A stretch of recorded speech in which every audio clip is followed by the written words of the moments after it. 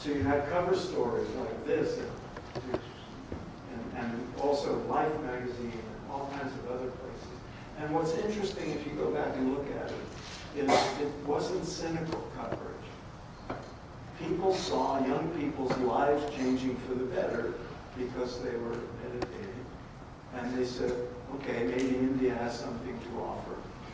And what is going on here? And people took notice, and responsible people like doctors and psychologists started doing research. And that was a very important moment, because the very first studies on the physiology of meditation came out in 1970. And that was, now there was scientific proof that these ancient methods had measurable value.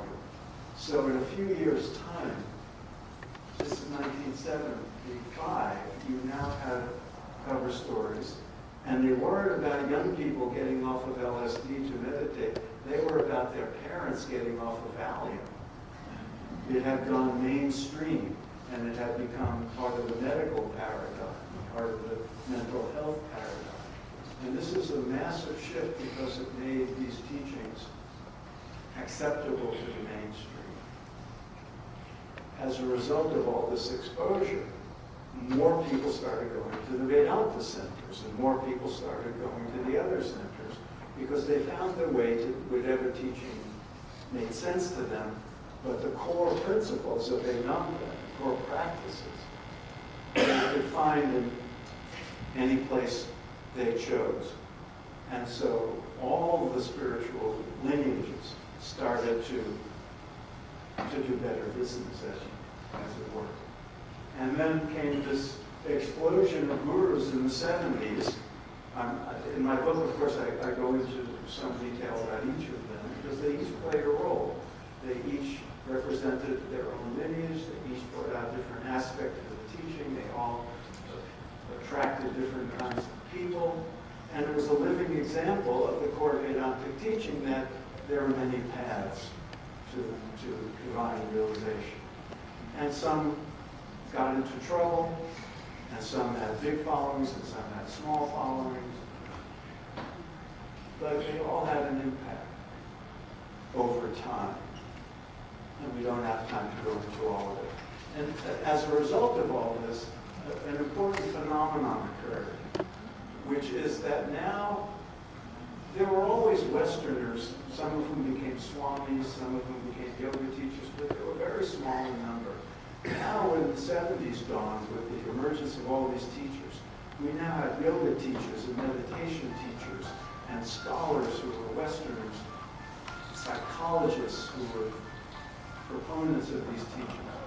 Westerners now became active proponents, and I always use Ram Dass, who had been Dr. Richard Alpert, Harvard professor.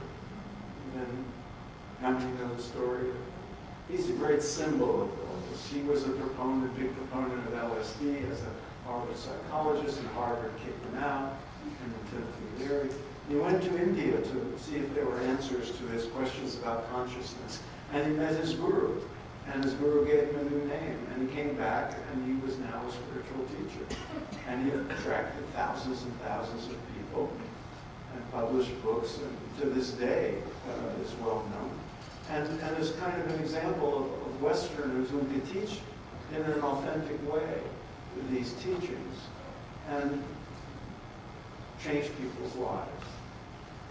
And then as time goes on, people in different walks of life, like medical science, Dean Ornish, whose whole research protocol on heart disease was based on his guru's teaching. His guru was Swami Satchidananda. And of course, Deepak, whom everybody knows, and Ken Wilber, who was a young seeker and intellectual, and then made great contributions to transpersonal psychology and now what he calls integral studies. And then a very, very important phenomenon occurred, which is that Western religious leaders, priests, ministers, rabbis, these are all Catholic monastics, who are very famous, started to express their own religious traditions in a different way because they were influenced by Vedanta or Buddhism. The Dharmic traditions resonated with certain Western religious leaders to the point where it changed the way they understand and practice their own religion. And in these cases, these are people who had an impact on many, many others in their own faith traditions. There are rabbis who are the equivalent. There are rabbis now doing Hebrew kirtan. Google kirtan rabbi. He does traditional kirtan, but he uses Hebrew. There are rabbis teaching Jewish meditation. They're taking Vedantic yogic meditation practice and substituting Hebrew for Sanskrit mantras. Thomas Keating started centering prayer. It's essentially mantra meditation adapted into a Christian context. And this is changing the face of religion. Now you see an upsurge in the mystical traditions of Christianity, Judaism, and Islam. You see an awful lot of Sufis and Kabbalists and Christian contemplatives now because these teachings are being taken out of the vaults because the Eastern teachers stimulated the knowledge that all these practices should not be, they should be democratized and made available to everybody. And this is changing religion in America.